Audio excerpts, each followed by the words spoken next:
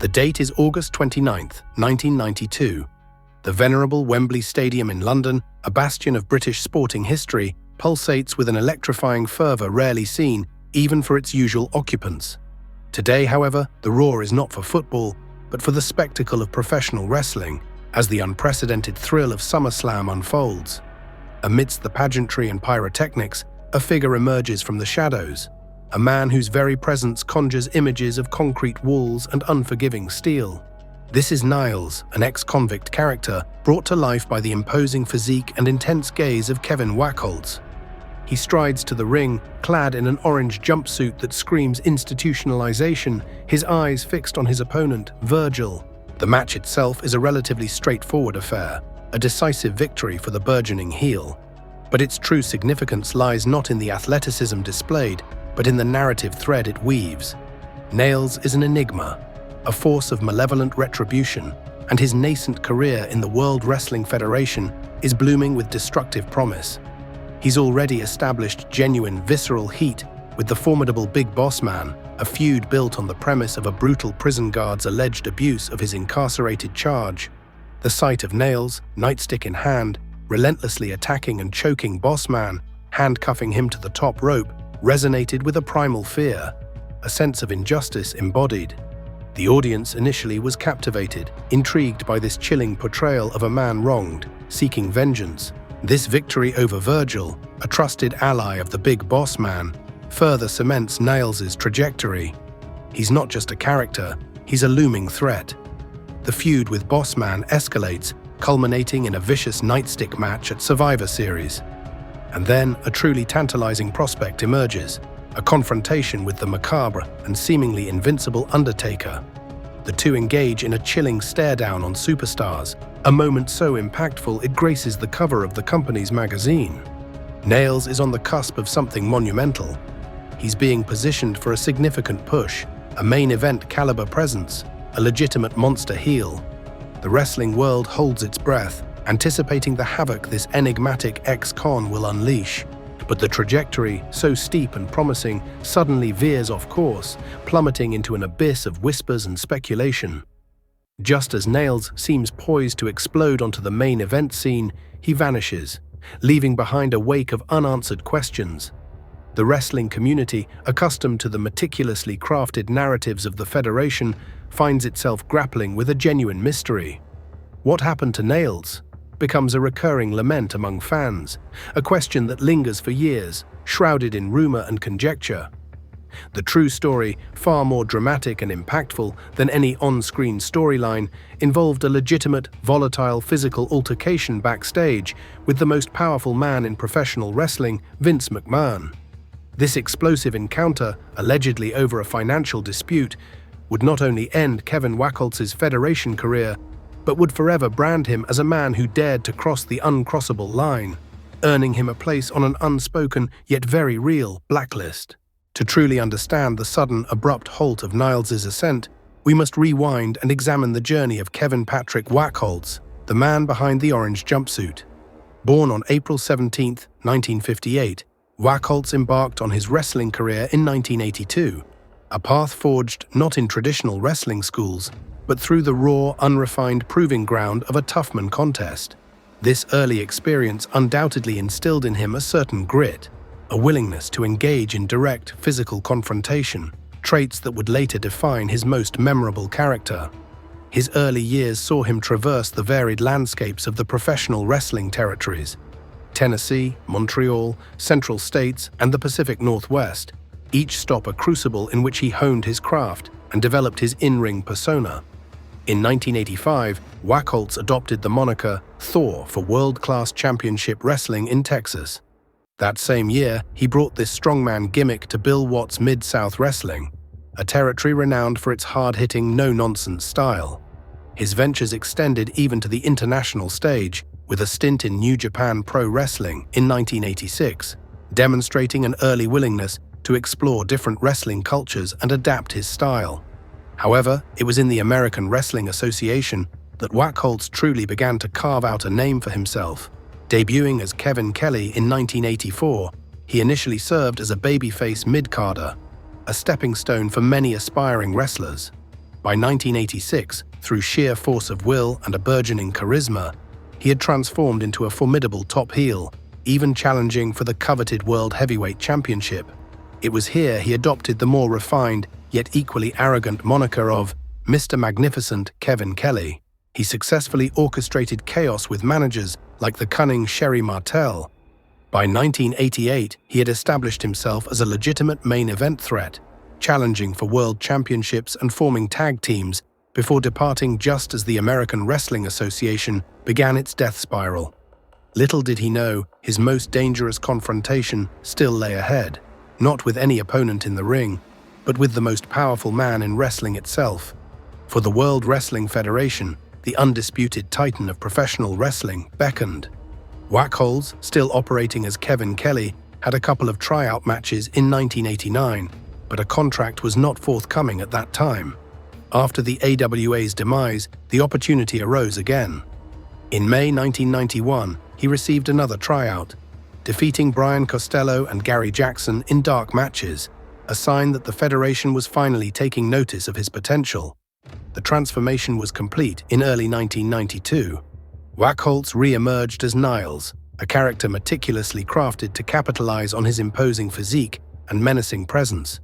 The narrative, delivered through a series of chilling promos, presented Nailz as an ex-convict, unjustly abused by his former prison guard, the Big Boss Man. He was a wronged man, a harbinger of vengeance, a figure whose very existence challenged the established order. On May 30th, following Bossman's quick victory over Dave Roulette on an episode of Superstars, Nailz, in his iconic orange jumpsuit, launched his brutal assault, repeatedly striking Bossman and choking him with his own nightstick. The scene was visceral, impactful, and instantly established Nailz as a force to be reckoned with. His early Federation run was a string of decisive victories against jobbers, building his reputation as an unstoppable force. The win over Virgil at SummerSlam was a stepping stone, a demonstration of his destructive path. He continued to escalate his aggression, attacking Sergeant Slaughter in September 1992. The feud with Bossman, now fully recovered from the initial assault, continued to simmer, reaching its violent crescendo at Survivor Series, where Bossman ultimately defeated Nailz in a nightstick match. This marked the official conclusion of their on-screen rivalry. However, even before the Bossman feud was fully resolved, the Federation machine was already envisioning a grander future for Nailz. He initiated a new, even more compelling feud with The Undertaker. Their spine-chilling stare-down on an episode of Superstars was more than just a moment. It was a statement. The image captured for the cover of the company's magazine in January 1993 solidified Nailz's position as a legitimate main event contender, a dark mirror to Undertaker's own ominous presence. He even had a few matches against the then-champion Bret Hart, though these were losses, and a brief untelevised feud with the Ultimate Warrior, further indicating the high-level opponents he was being groomed to face. The stage was set. Nailz was on the precipice of becoming a truly significant figure in the Federation. But then the curtain fell, not gradually, but with a thunderous, jarring crash. The date was December 14, 1992, at a house show in Green Bay, Wisconsin. The details remain contentious, but the essence is clear. Kevin Wacholz and Vince McMahon had a heated argument over money. According to Bret Hart's autobiography, Wacholz cornered McMahon in his office, subjecting him to a 15-minute tirade. Hart, just down the hall, recalled hearing a loud crash, which he attributed to Wacholz knocking McMahon over in his chair and violently choking him. John Nord, another wrestler, reportedly stood guard at the door, preventing any intervention. The consequences were immediate and absolute. Wacholz was summarily released from his contract, his promising career with the company extinguished in a single explosive moment. The official reason for his disappearance was never fully explained on television, leaving fans to speculate and wonder. The true story, however, was far more brutal and unceremonious. He had dared to lay hands on the architect of the Federation Empire, an act deemed unforgivable. This incident ignited a prolonged and acrimonious legal battle between Wacholz and the Federation. In the ensuing lawsuits, Wacholz made explosive claims, alleging that McMahon had supplied him with steroids on multiple occasions. McMahon vehemently denied these accusations. The legal skirmishes escalated further when Wacholz filed a wrongful termination lawsuit, adding the sensational claim that McMahon had sexually assaulted him. The Federation, in turn, filed a counterclaim against Wacholz. Ultimately, both suits were dropped, a mutual cessation of hostilities that left many questions unanswered, but reinforced the notion of a complete and irreparable rupture between the two men. The most public and arguably most damaging aspect of this conflict came in 1994, when Wacholz testified against Vince McMahon during his highly publicized federal trial on charges of supplying steroids to Federation wrestlers. Wacholz, under oath, claimed that McMahon had instructed him to take steroids. This testimony, if believed, could have been devastating for McMahon. However, Wacholz's credibility was undermined.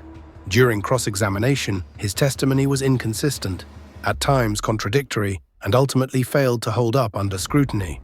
McMahon, despite the allegations and the public spectacle, emerged victorious from the trial, acquitted of all charges. The judge and jury, it seemed, found Nailz's testimony lacking in consistency and reliability. This outcome further cemented Wacholz's status as a pariah within the wrestling establishment, particularly within the Federation. His attempt to bring down McMahon had not only failed, but had arguably backfired, painting him as unreliable and perhaps even vindictive. After his ignominious departure from the Federation, Kevin Wacholz found limited opportunities elsewhere. In 1993, he briefly resurfaced in World Championship Wrestling as The Prisoner at Slamboree, a character virtually identical to his Nailz persona. However, his match against Sting ended in a loss, and his tenure was fleeting. He made a few more scattered appearances from 1997 to 1998, primarily in dark matches and house shows, indicating a minor, almost forgotten presence rather than a significant return. His post-Federation career largely relegated him to the independent circuit, with his later career involving various appearances within smaller promotions, culminating in his last recorded match on August 25, 2001, which took place at a show in Minnesota. The story of Nailz is a cautionary tale, a stark reminder of the often unseen power dynamics within professional wrestling. He was a character with immense potential, a rising star poised for greatness, a force that genuinely captivated audiences. His feuds were compelling, his presence undeniable, and his trajectory was clearly set for a main event run. Yet, in an instant, it all evaporated. The alleged physical confrontation with Vince McMahon, the subsequent legal battles, and his ultimately unsuccessful testimony at the steroid trial collectively ensured that his promising career with the Federation would be forever curtailed. He dared to challenge the established order, to confront the man at the very pinnacle of the industry, and for that, he paid the ultimate price, relegated to the annals of what-if stories in professional wrestling history.